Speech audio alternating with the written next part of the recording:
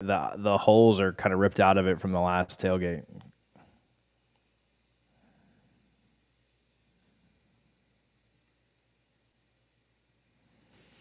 What is up? It's Friday.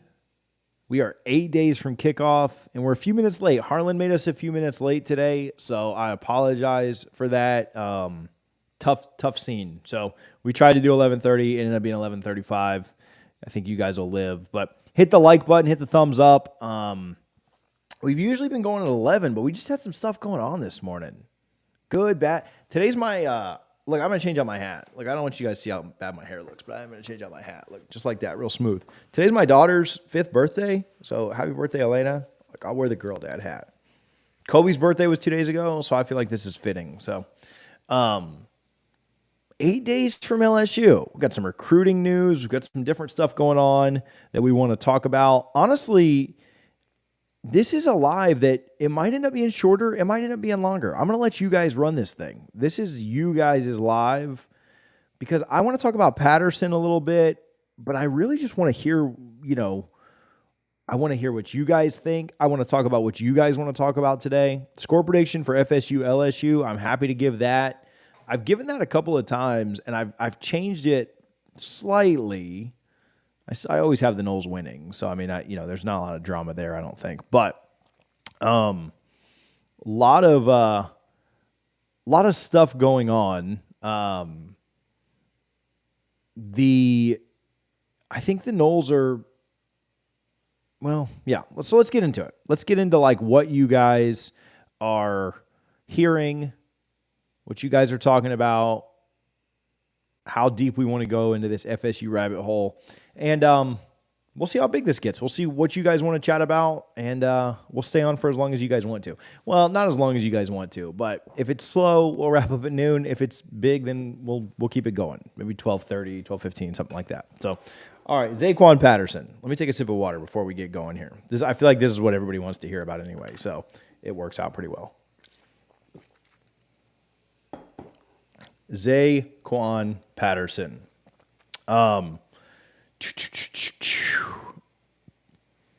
Let me see.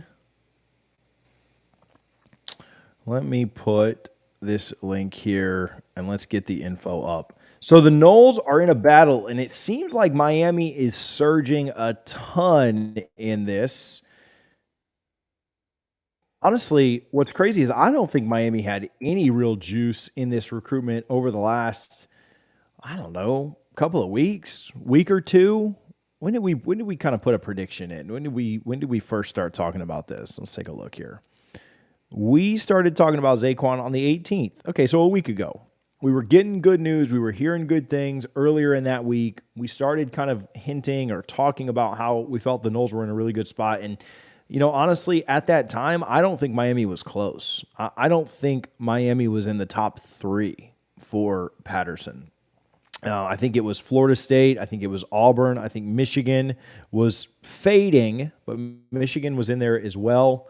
And Miami was kind of out of it. And they have turned into full desperation mode, I guess is maybe the best way to put it, the best way to talk about it.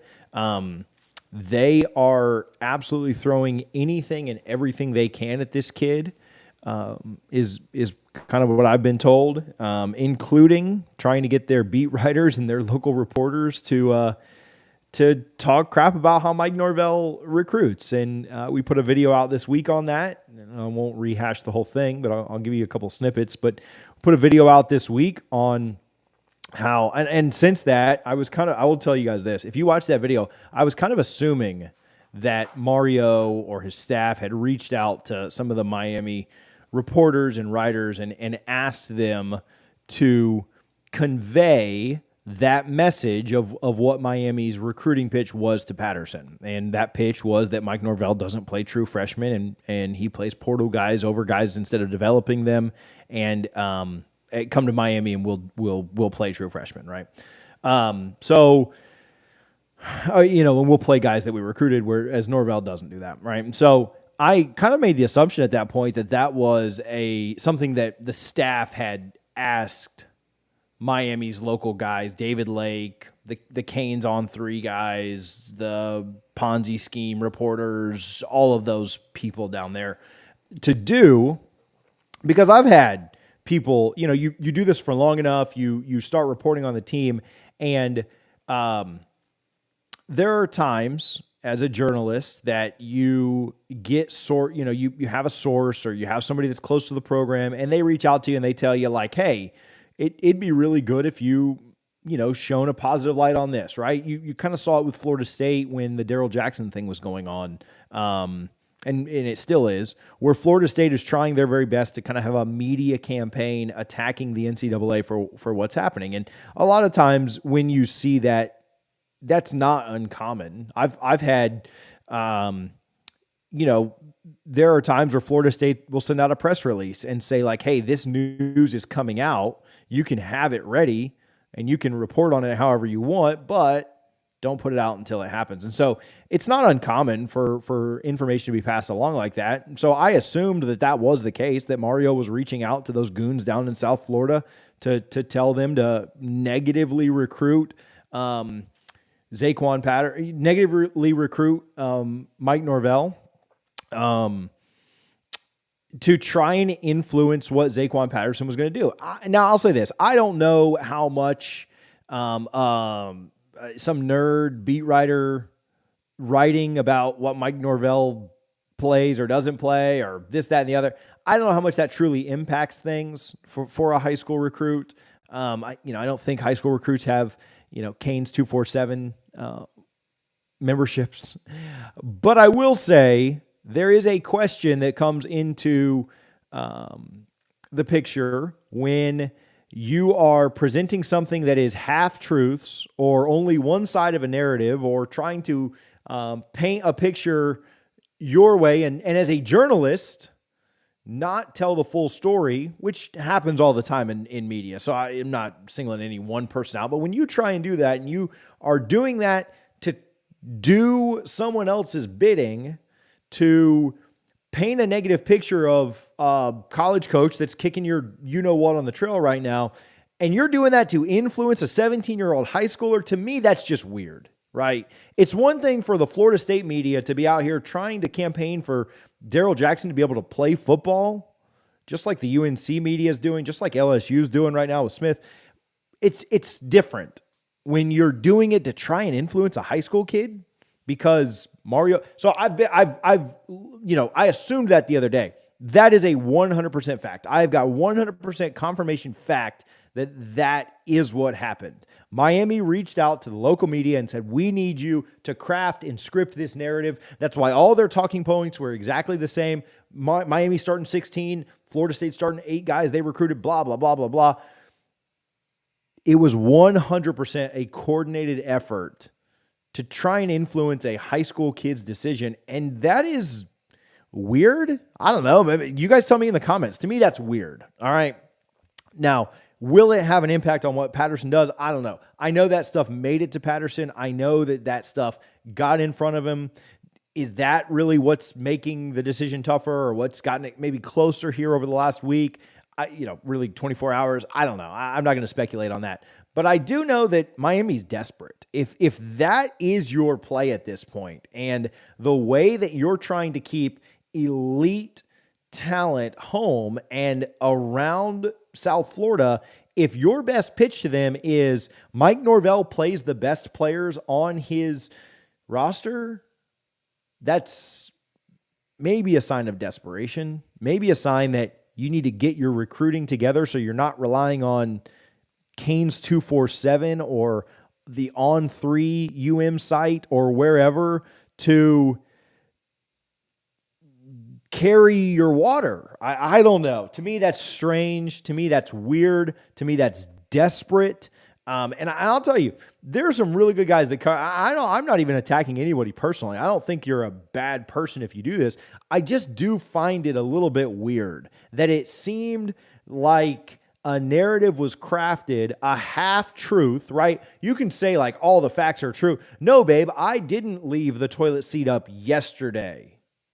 Well, did you do it this morning? Well, okay, yeah. So everything you said in that statement was true, but the idea still wasn't true. The fact that Florida State's starting 8 guys that Mike Norvell recruited doesn't take into the effect that Renardo Green's going to start. Well, Renardo Green was recruited by the last staff, and Mike Norvell's developed him. Well, Jordan Travis is going to start, but he was recruited to Florida State through the portal by the last staff, and Mike Norvell's developed him. Trey Benson's going to start, and he came out of the portal, but do you want to know what his stats were at Oregon? 0, nothing. Other guys are going to, Johnny Wilson's going to start, but Mike Norvell recruited that guy when he was in high school 2 colleges ago. So that doesn't fit the narrative. That doesn't tell the complete story. It's silly to me. It's funny to me.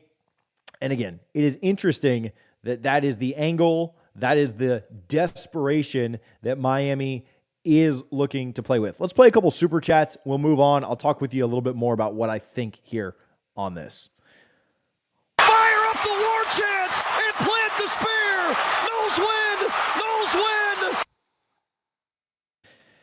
Shane. Appreciate it, Shane. We'll play the other one. James, I'll get to your question in a minute. Let me do this. Miami's complaints about the NCAA mean zip. FSU, UNC, LSU, those schools have real reasons. Miami is just incredibly desperate to change the narrative. I think Miami. Okay, let's talk about it.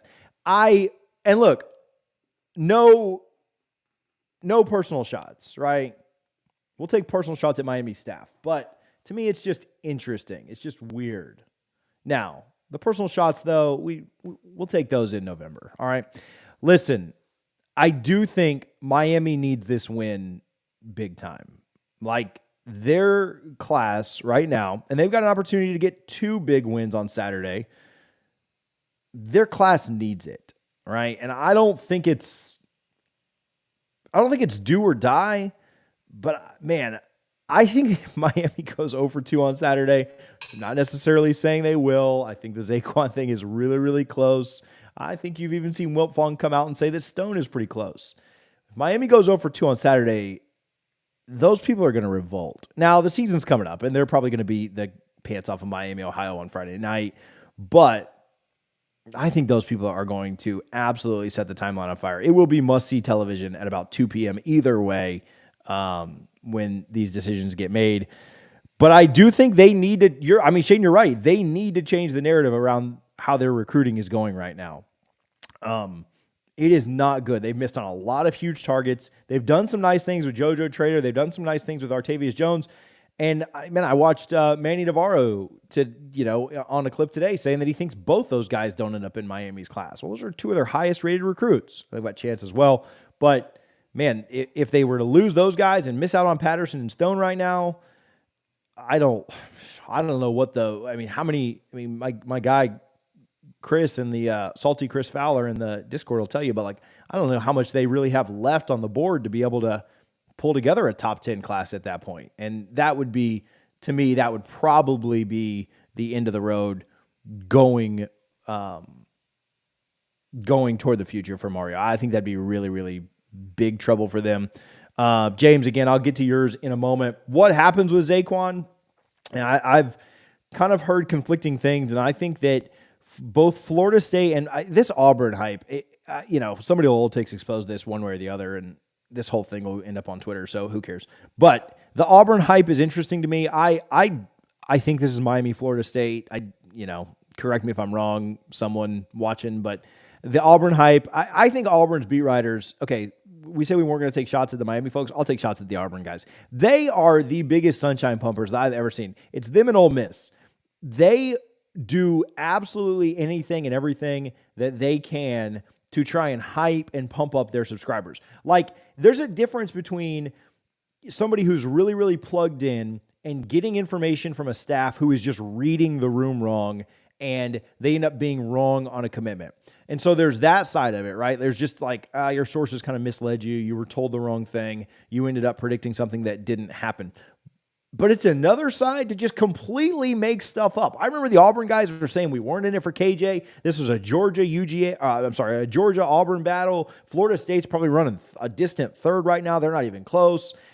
I think that, same thing with Ole Miss, with Keon Coleman. Florida State, this is all Ole Miss. This is us. There's no chance, blah, blah, blah. Even up until the night before, Keon Coleman committed to Florida State a week. It was actually 6 days before he announced live. I just think it's hilarious to watch the Auburn and Ole Miss writers kind of break stuff down when it happens, because they are the biggest sunshine pumpers that I've ever seen. And usually they're wrong. Like, they miss so often that it's not even funny. Again, there's a difference in just getting bad info and just completely making things up. What was really interesting, really, and Shane, I'll get to yours in a minute, and then we'll go on to the LSU stuff. But what was really interesting was if you watch the clip with Newberg on the Inside Scoop yesterday on On3's channel, basically went through all of the reporters, went through with Langston at War Chant, the Michigan guy, and the Miami guy. I don't know the Miami On3 guy, but went through all three of them, and they all three said, you know what? I think it's close. I think Zaquan's going to take it all the way to signing day, but I think it's FSU. And then the Auburn guy, Jerry Lee, comes out and says, Florida State's not even in it. This is Auburn, Miami, and Florida State's not even close. And I sent it to Newberg, and I was just like, and he's like, man, I don't know. I was like, I wish you'd have had him on the show so that he could have said that with everybody else saying it's the Noles. So I do think, since Newberg put that clip out, since the Inside Scoop came out, I do think that that's where things have tightened. I think it's very close between Florida State and Miami. I think both camps have a lot of reason to be optimistic. I've heard, this is me kind of quoting what I've heard from multiple places, I've heard that both staffs feel like he's close with it. I've heard that there has been confidence expressed to both staffs from the camp. I don't want to put anything on the kid or say that, like, oh, the kid said this or the kid told this person this. I believe I'm hearing just multiple reports. I'm hearing multiple things that both staffs have had some confidence expressed towards them, which sounds like a South Florida DB recruitment. Which is not fun, right? It's a lot more fun when I come on here on Friday and tell you, like, hey, it's KJ and it's done, and we'll be on here tomorrow, and we'll be on here celebrating KJ Bolden, or we'll be on here celebrating Charles Lester. I know that's what you guys enjoy. The suspense of not knowing until the hat is put on or till the shirt is pulled out or whatever, that suspense is fun. I will say, now, it's not fun if your team doesn't get picked, but the suspense of not knowing is kind of how recruiting used to be before we had a really, Florida State's got 21 guys in their class, and we knew 20 of them were picking the Noles before they did it. That takes a lot of the suspense and all the fun out of it. Now, it's fun when you land them, but the suspense and the hype is kind of what you enjoy going up to it. So, all right, let's do James. So anyway, prediction on Zaquan. Man, I think both staffs have some confidence. I would give a slight edge to Florida State, but I don't think this thing is over until December. I think everyone's going to stay on him. I'd say what would concern me the most is if he ends up at Auburn tomorrow. That would probably be where I would be the most concerned. I think if it's Miami, Florida State will have a great chance down the stretch. I think if it's Florida State, you'd rather play defense long term. I'll lean Noles here. I put a prediction in for the Noles earlier in the week, or last week this time. I think it's FSU. But, man, things have kind of changed by the hour here on this one, so we'll see. I think Miami is a very real threat in this, and we'll kind of keep taking questions and talking about it. All right, Shane, you're up. Sorry for delaying that. Put a smile on your face. Okay? Because Florida State, if we going to do it then, we do it big then. Let's go, baby. And I love Jameis. If I was Zaquan Patterson, I would just commit to FSU right now. Simply send a message to Miami that they shouldn't be lying about current events. Listen, the idea, Shane, thank you again. Shane's taking our lead big time. Where's Brad and all those guys? Where's those big ballers? So the idea, I'll get to Smith in just a minute for James. The idea that, like, Norvell's doing something wrong by playing the portal guys. I mean, and I said this in the video, so I don't mean to repeat this, but yes, Norvell is playing a lot of portal guys right now. Florida State recruited better this last year than they had been doing, but they also got, like, a ton of talent to come back. Like, Johnny Wilson was like a top 3 or 4 round guy. Keon Coleman is an elite wide receiver that everyone in the country wanted. Like, you don't think if Keon Coleman would have gone to Miami, he wouldn't be starting down there with their wide receiver core? Like, come on. Jordan Travis, the Battles Inn paid him a lot of money to come back to Florida State this year. Jared Verse was a first-round draft pick last year. in the battle's end, got him back here to Tallahassee. Trey Benson is RB1 according to Pro Football Focus right now. Fentrell Cypress was the #1 cornerback in the ACC. You don't think that if Miami would have gotten Fentrell Cypress, if Mario could recruit the portal like that, you don't think he'd be starting? Come on. The narrative around that is just so silly to me. And again, Jordan Travis is technically a transfer. I get that, but he was here when Mike Norvell got here. He's somebody that Mike Norvell has obviously developed. Renardo Green, yes, committed to Taggart's staff. He was here for about 7 months that Taggart was here. That is, if you're giving Renardo Green a starter, a guy that people are saying could be all ACC this year, same thing with Kalen DeLoach. Kalen DeLoach committed to Taggart. But are you giving Taggart Kalen DeLoach's development? Is that what we're doing? Are we giving Taggart Renardo Green's development? Are we giving Taggart Akeem Dent's development? Is that where we're at? Is that what we're saying? Silly. Robert Scott, same thing. Robert Scott committed. Are we giving Robert Scott to Taggart? Now, he committed to Taggart. I get that. But Robert Scott was developed by Willie Taggart. Is that the narrative? When you tell half the story, those are the things that don't come out. Those are the things that aren't said. Mike Norvell doesn't value high school recruiting. He won't wait for you in high school. He won't have your back if you're a high schooler. What about Destin Hill? What about a kid he waited 2.5 years for to finally show up to campus? Did he have his back? Did he hold a high school spot for him? Or that doesn't fit the narrative. Destin Hill doesn't count. That's not what we're talking about. We're talking about who has actually played snaps. We're not talking about Destin Hill. We're not talking about Mike Norvell having his back. We're not talking about Mike Norvell bending over backwards and waiting 2.5 years for Destin Hill to finally come to campus. That's not what we're talking about. That doesn't count. That doesn't fit the narrative. Mike Norvell doesn't care about you as a high school recruit, according to Miami. But oh, by the way, how long did he wait for Destin Hill to get here? Don't pull that narrative about Mike Norvell doesn't care about you. Miami talked about how Norvell could not recruit. Norvell can't recruit. He's landing classes in the 20s. He's landing classes that are not even close to Miami's and Florida's. He can't get it done. He can't recruit. And all of a sudden, now that he is recruiting and kicking Miami's ass on the trail and has done wonders in the portal, the best portal recruiter in the country, now we're going to make up another narrative. And we're going to say that he doesn't care about the high schoolers. He should play the high schoolers that got him 20th ranked classes instead of the guys that are right now a favorite to make the playoff. He should play the high schoolers that aren't any good, according to Miami fans, instead of the quarterback who was a transfer that has Heisman Trophy odds right now. It just doesn't make any sense to me. The narrative around Florida State should just play the guys that aren't as good because Mike Norvell should be No, you should play the best guys on your roster. And if you're not good, that's really last thing and I'll move on. You guys got me heated. That's really the problem.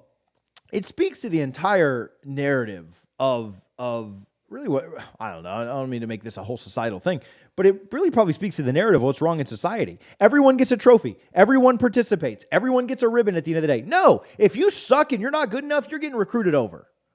You think Bama worries about that stuff? You think Bama worries about, who do I need to be the most faithful to, or who do I need to make make sure I don't hurt their feelings, this, that. No. If you suck, you're getting recruited over. I don't understand why that's such a bad thing for Norvell. I don't understand why that's such a, Norvell plays the best players on his roster. Can you believe that guy? Norvell doesn't put the scrubs out there to try and win games. Norvell's not playing Geno English at quarterback this year. Can you believe that? No offense to Geno English, walk-on quarterback. Great kid. I think he transferred. Crazy to me.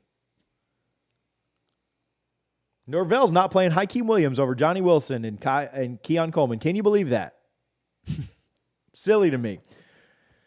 All right, we'll finally get. All right, so anyway, let's get to James. James, thank you for playing. You get like 2 super chats for waiting, James. Thanks.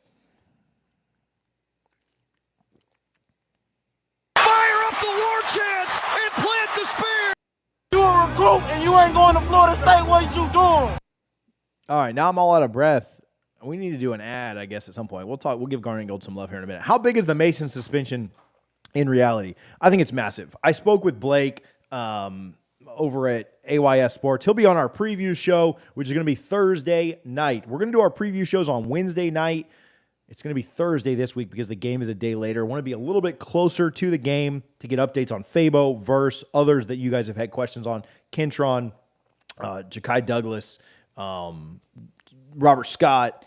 So anyway, Jarian Jones, guys that have been a little nicked up, a little banged up, want to hear exactly what's going on there. So how big is it? It's huge. Blake told me it's massive. And the reason why is because you just, no matter how good your depth is, you just don't replace a first-round type talent with just anything, right? Like, you've got to be able to go out there and put your absolute best foot forward. And I don't think that LSU can do that now. Trey Benson was not Trey Benson at the time that we played LSU last year. And that's not a shot at him. That's not, that's nothing negative. But he came on late in the year. He came on in a big way late in the year. Florida State's the only program in the country that is on a streak right now of 7 consecutive 200-yard rushing games. And I'm not saying they absolutely go for 200 against LSU because Florida State was really good in the air last year against LSU. And I expect them to be able to pick on that secondary again as Florida State has upgraded their talent at wideout. And I think LSU's has come down. I think LSU has downgraded in their secondary. Their corners, listen, I was on a space with somebody the other day, and they were saying, like, oh, yeah, LSU's got a ton of confidence in their corners. That's BS. They are scared to death of what's going to happen with Johnny Wilson, Keon Coleman, Jaheim Bell, Kyle Morlock, all of those guys running roughshod on those corners. They know that it's trouble. And so I'm not saying Florida State continues that streak of 200 yards in 7 straight games. I'm not saying it goes to number 8. But I'll tell you this, if it goes to 8, we'll go to 9 against Southern Miss, so that'll be fun. Give me 10 against Boston College, and then it's really up for grabs against Clemson the week after. But, yeah, when you take out a first-round defensive tackle, when you take out probably the second best player on their team, second or third, Harold Perkins, Maason Smith, Jaden Daniels. Neighbors probably top 4. Right? When you take out a top 3 guy on the team, maybe 2, maybe 1, right, of importance, you can't pretend like that's not a big deal. To me, it'd be the same as if Verse didn't play. It'd be 100% the same as if Verse didn't play. Florida State likes what they've got from a depth piece. They really like Gilbert Edmond at number 3. They really like Byron Turner at number 3, defensive end, right? You got Verse, then Peyton, then Edmond. But do you like Edmond and Turner at number 2 without a top 10 pick in Jared Verse? Well, I think you like those guys. You like them when they play in spurts. But if I told you right now Jared Verse isn't playing and Gilbert Edmond's going to take 70 snaps against LSU, are you confident that he can do that? I don't mean to cast doubt on Edmond or Turner or any of those guys. But trust me, I want Verse in there. And I don't think it's really a question. If I told you right now, hey, Johnny Wilson's out. He's not going to be able to play this game, but we do have Hakeem Williams. Well, I love Hakeem. I think he's going to be a talented star. He's only 32 5-stars a year, and he's one of them. But I don't know that I want him playing over Johnny Wilson. I love C.J. Campbell.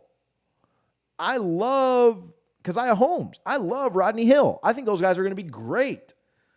But I don't necessarily want him playing over Trey Benson this weekend, or next weekend. Sorry, I'm getting ahead of myself.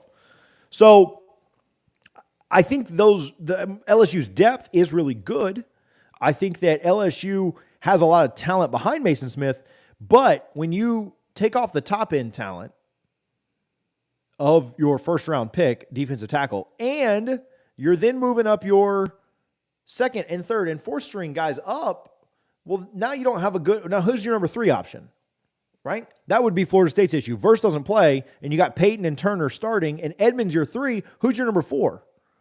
Well, a guy that you're less confident in, right? So it affects the entire room. It affects the entire rotation.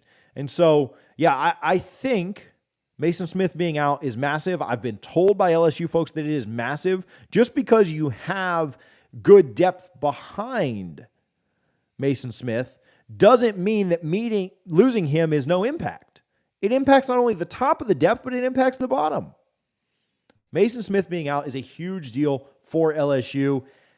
And I don't mean to celebrate that. I'm not telling you that. I'm thrilled that he's out. But I do think it impacts them in a huge, huge way. Anyone that's telling you otherwise is lying to you. What I'm probably most frustrated about is the fact that the NCAA sucks. I wish Daryl Jackson and Maason Smith were playing this game. We had to listen to whiners all year saying the only reason you won is because Maason Smith went out. And the only reason you won is because Booty wasn't himself. And the only reason you won is because you got Kelly in week 1.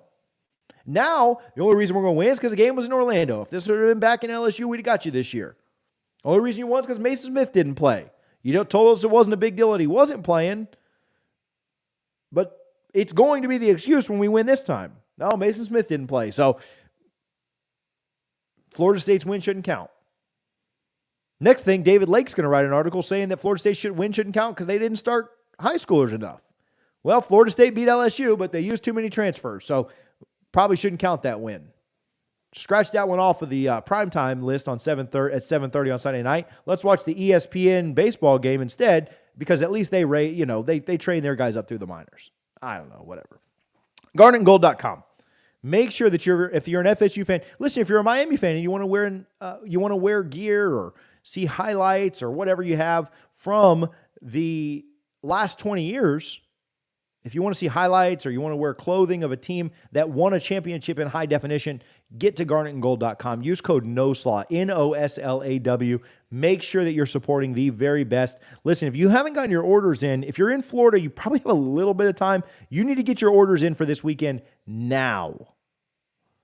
If you're outside of the state of Florida, you better select the upgraded shipping so your stuff gets to you before the season starts.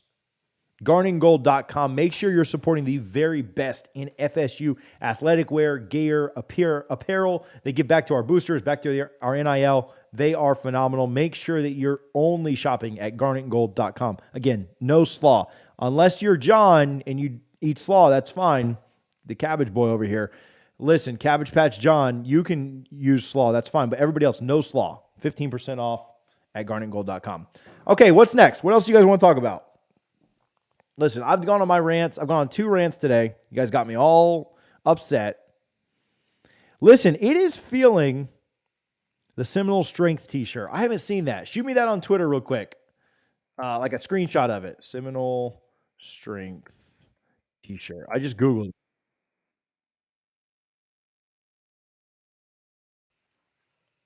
Okay.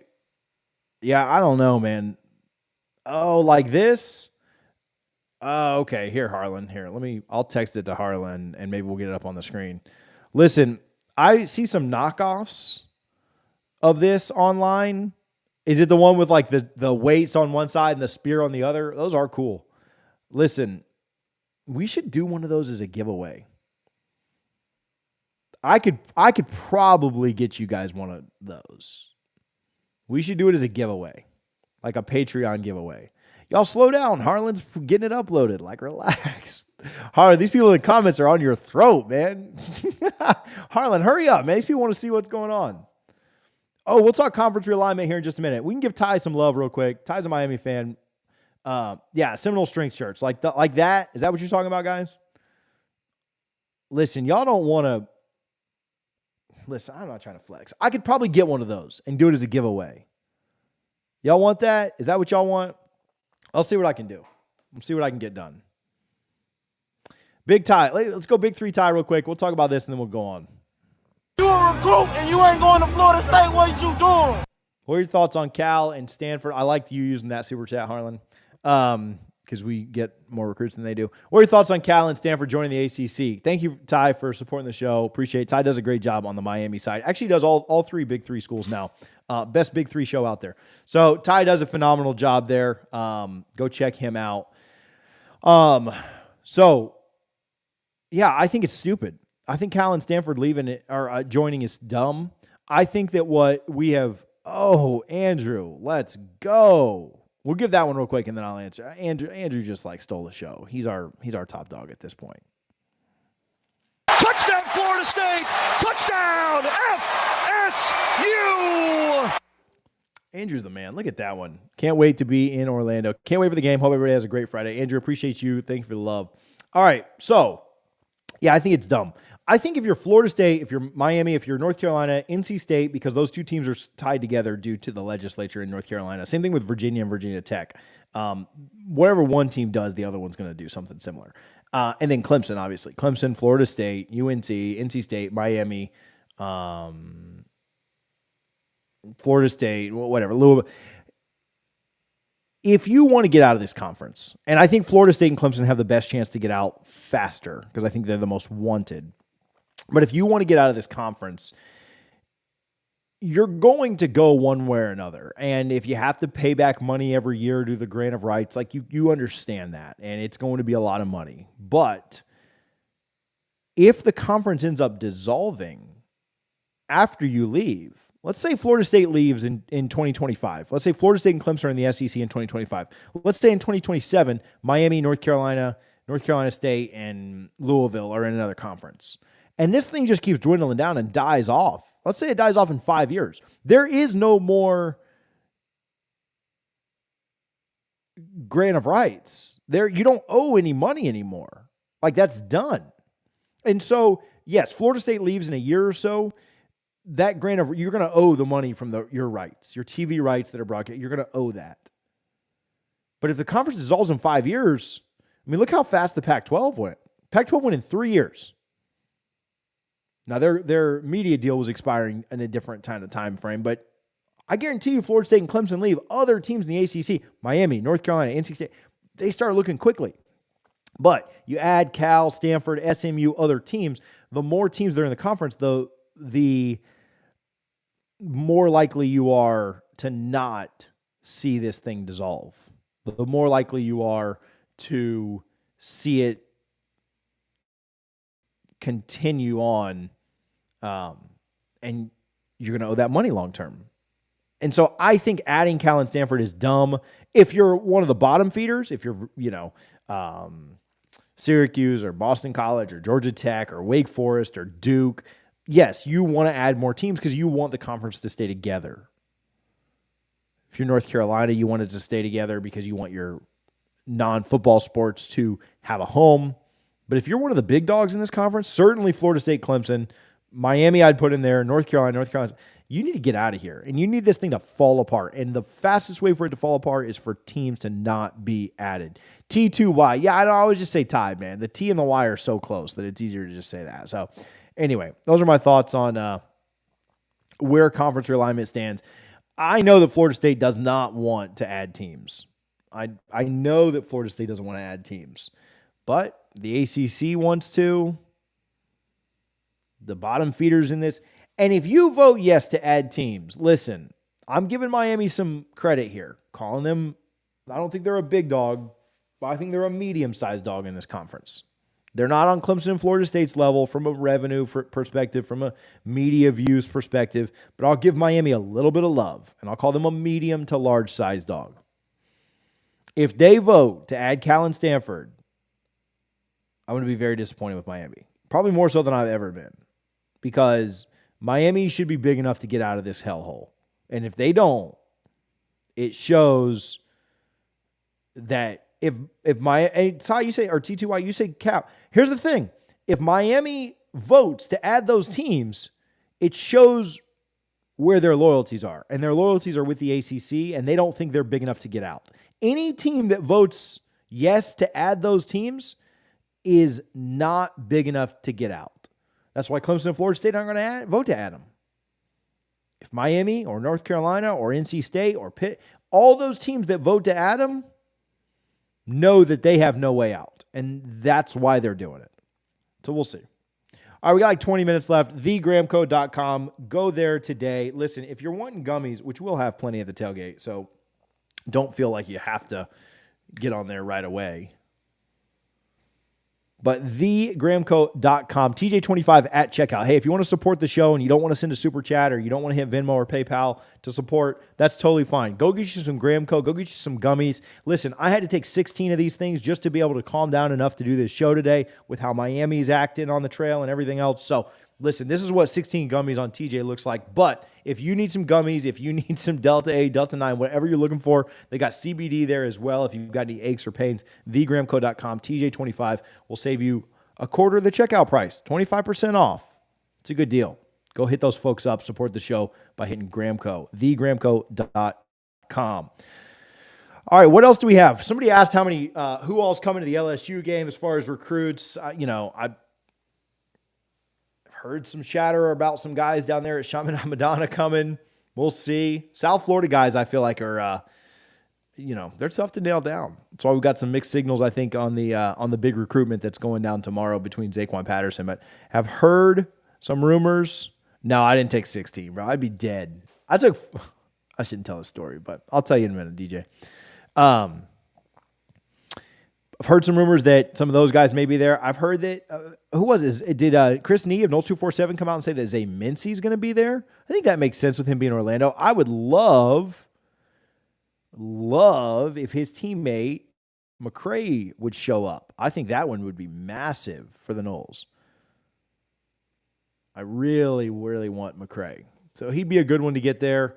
Haven't heard of any plans, though, of him making that happen. Brad, my guy Brad woke up. Shout out Brad. Patterson. Brad is a supporter, so I'll do this. But Brad, go take Andrew's spot, man. He did a 50. He did a 50 spot, so don't let him outdo you, Brad. Patterson committing, I believe, at halftime tomorrow of his game, which is on ESPN at like noon, 12:30, something like that. So yeah, I think he goes, and then Stone right after. I'm telling you, I don't know that I'm predicting this. And there's a long way to go until signing day, because as the kids say these days, the games are going to get played. But Miami can change a lot of minds if they go 2 for 2 tomorrow. Not saying they will, but Miami gets Patterson and Stone within a couple hours of each other. Probably put them up to what, like an 8, 9, 10 ranked class, somewhere in there. I mean, they're not top 5. They're not elite, but that's pretty good for them. I don't know that I think it happens, but I do think that would be interesting. All right, what else you guys got? What do we got? 12:15 here. So at most we're going 12 more minutes. But what do you guys want to talk about? Hit the super chat if you haven't yet. Show some love down there. Andrew's showing the most love today, but somebody's going to take his spot, I can tell, before we get or the Venmo and PayPal work. Yep, somebody just messaged that. Andrew's showing the most love. Listen, you guys it's like your kids. You love all of them, but you definitely have a favorite. So Andrew's my favorite today. You're not supposed to look at Brad going 51. Put Brad's last comment up there and play a super chat for Brad. Put a smile on your face. Okay? Because Florida State, if we gonna do it then, we do it big then. Let's go, baby. Listen, I want to do some of these rapid fire, though. I love these questions you guys are asking, but just do like the $2. Like, you don't have to go big baller, but like the lunch question there, that's phenomenal. Just do like the $2 or the 99-cent one. YouTube takes 50% of this stuff, so just so you know. FSU, Clemson are obviously top-end SEC material. Louisville and Pitt give like a second-tier SEC. Miami, Pitt give the Big Ten some major urban eyeballs, but they need to separate by dominating the Big 12 first. So listen, I think Florida State and Clemson obviously makes sense. I think Miami and UNC probably are a little bit better fit for the Big Ten. I think Louisville and Virginia Tech, honestly, like I could see them being like second tier SEC, but like I think Louisville needs a little more. Like I think Louisville needs to go to the Big 12 would be my guess there. Like Louisville has a good support system, good base. I don't know. Maybe Louisville could make it, but I just think they're destined for the Big 12. It's that old Big East vibes. Louisville needs to go out and win something. Like, would you say that Louisville is like that? Like, how far off is Louisville from like an Ole Miss? I still think they're pretty far off. Nah, Matt never said anything. I still think Louisville's pretty far off from that. I think Pitt probably a little far off too. Like I think Louisville and Pitt are pretty similar. How much do I have to drop to get a Gene Deckerhoff sound? I don't know. How quickly do you think Harlan could go screen grab a Gene Deckerhoff sound? We used to. Oh no, we don't have any. I don't know. We'll see.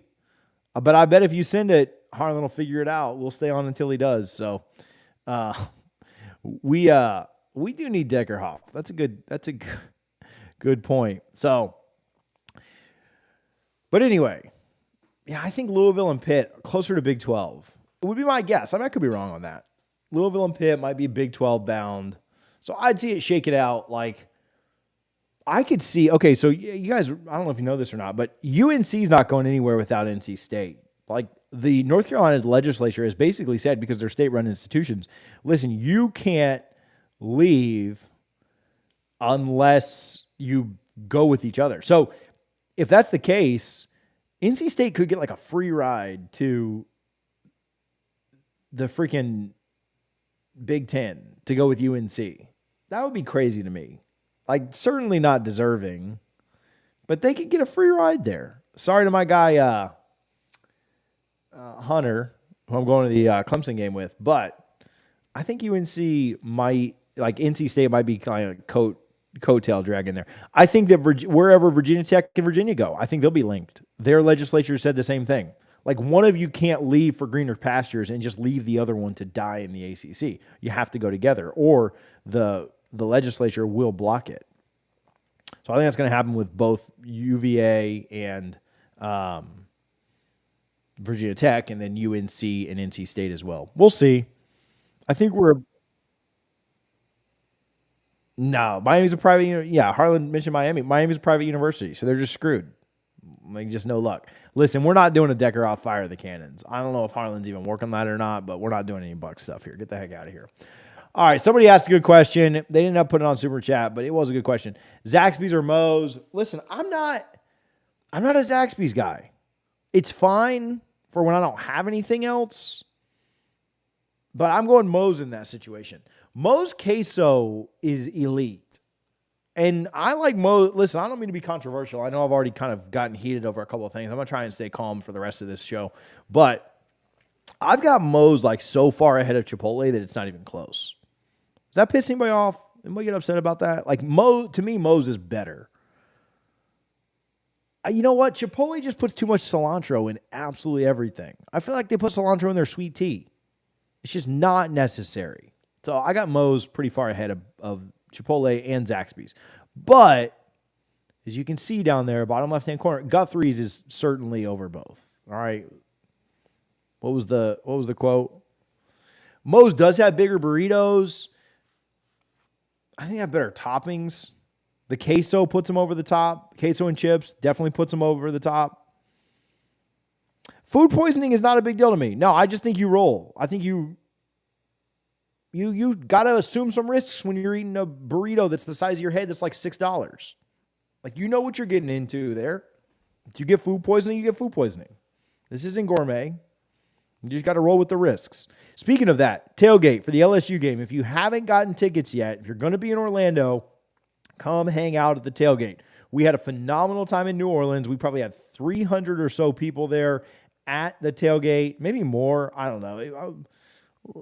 For obvious reasons, a little fuzzy on how that day really went down, but had another couple hundred people out at the Oklahoma tailgate when Florida State was able to get their 10th win. If you haven't already, come hit us up. Come tailgate with us.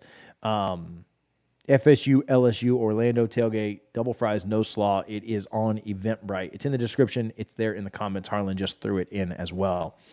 All right, what do we want to wrap up with? FSU football depth chart. We talked about a little bit yesterday. Hey, Fabo back out at practice. Listen, this is a good thing. People have been asking me about Fabian Lovett all fall.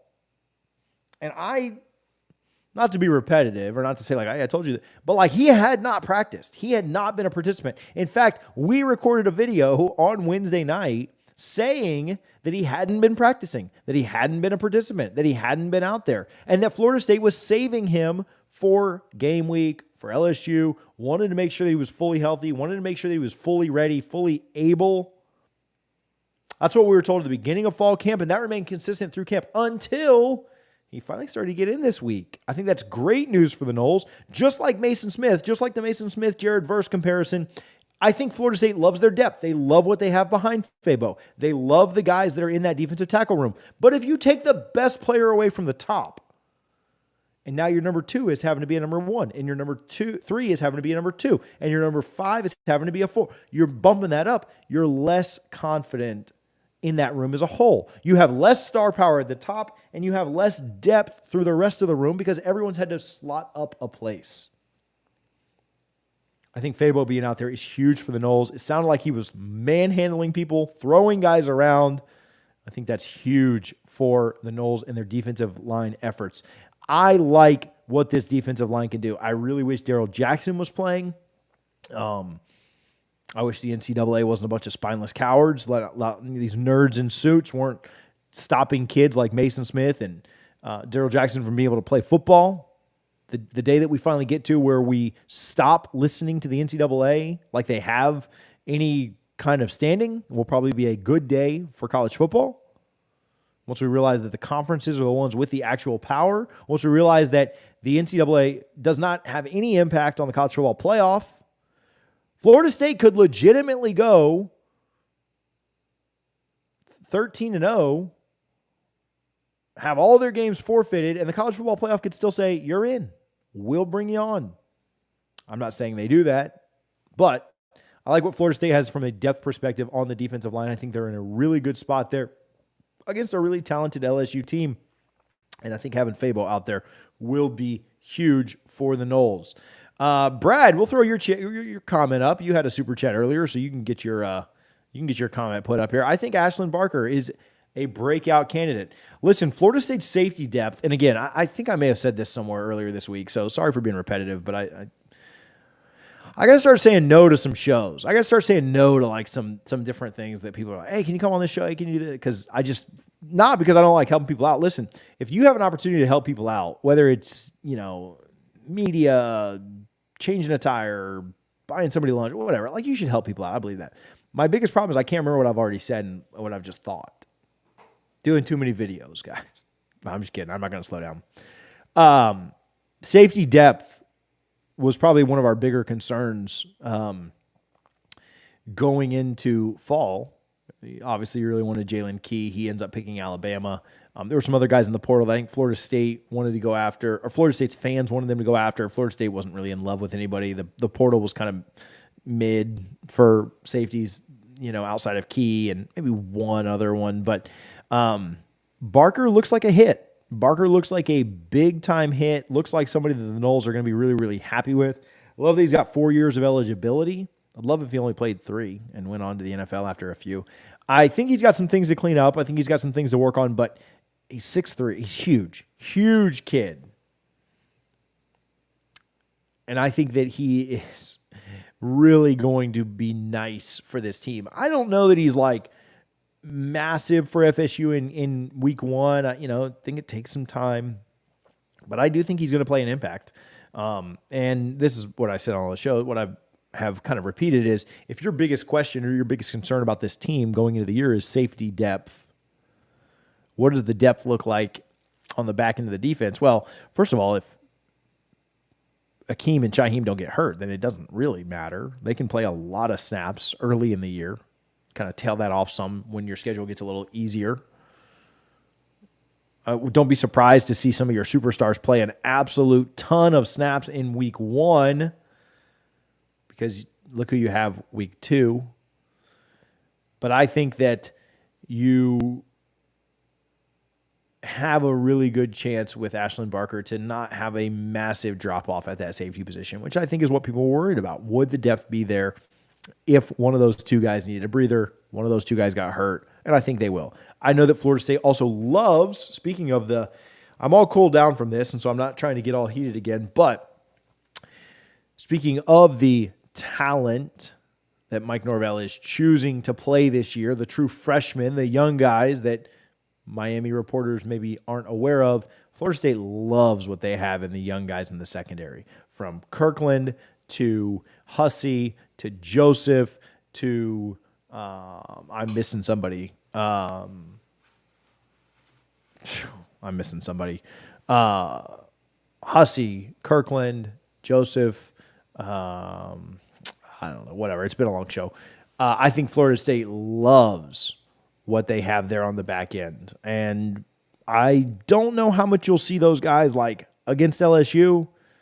Maybe you'll see a little bit, but I think you'll see those guys playing pretty early and often. I mean, I think you'll see in week 2, thinking about Southern Miss coming to town. So am excited for that. Question on CJ Hurd. Maybe I've heard that he might move to linebacker anyway. So I don't know that that's a huge concern. I know he really likes Florida State, and I think he will stay in this class, but obviously you just never know. You know, there's a lot that can go on. Quindarius Jones was the other name that I was thinking of. Sorry. What else do we have? Love to be LSU, Florida, and then 2 SEC teams in the playoffs. Listen, yeah, I don't know, man. I'd love to go 4-0 against the SEC too. Last year going 3-0 was good, beating LSU, Florida, and Oklahoma, who will be in the SEC soon. All right, this is a good one. Johnny Wilson, Kelvin Benjamin comparison. So where I think Kelvin is a little bit more of a complete player. They both at times struggle with hands, but Kelvin really cleaned that up and was very, very reliable. His final year, his junior year in Tallahassee, obviously the championship year. I think Kelvin played a little bit bigger. I mean, I think Johnny's, massive, but I think Kelvin was really elite at high pointing the ball. And so I like the comparison. I don't think it's like apples to apples. I think it's very close there. It might be like a red apple to a green apple. So, all right. I think that's all the time we got for today. Harlan's got to bounce. I got to bounce. We were on until 12:30. Make sure that you guys are subscribed. If you're watching this, listen, my final plea. We're trying to get to 10,000 as quick as we can. We bumped up over 9,000. Do us a favor. If you're watching right now, hit the subscribe button. If you're watching because you clicked on Twitter and you go to app and hit subscribe. Do me that favor. Help support the show. If you want to support the show, we'll put you down there as the donation leader if you beat Brad after the show is over. So, all right, love you guys. The Noles are kicking ass next Sunday against LSU in Orlando. We'll be there, hopefully hanging out with you guys. Hit me up on social media. Let's chat. TJ_Pittenger. Appreciate you guys for hanging out. Go Noles.